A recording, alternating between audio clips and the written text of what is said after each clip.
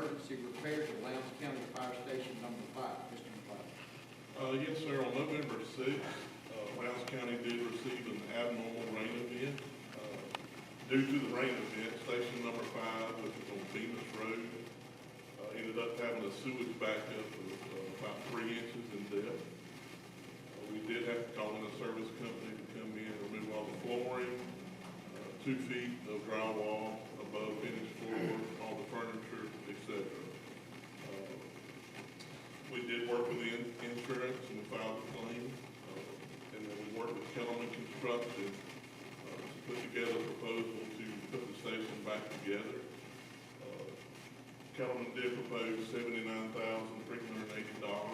Staff did issue a PO to go ahead and complete that work.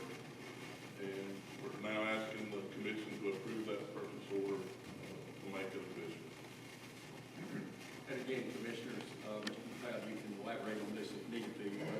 Again, this was an emergency repair, so we did not come before the commission for approval because it was deemed an emergency requirement to get that station back up and running.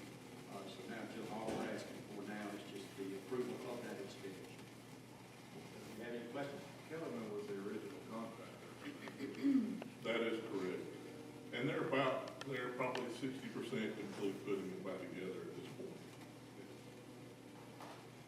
Any other Mr. questions? McLeod, I can't keep my fire station number straight. Where is number 5? This is Bemiss Road. This is the one we just added on to about 2 years ago. Thank you. Any other questions?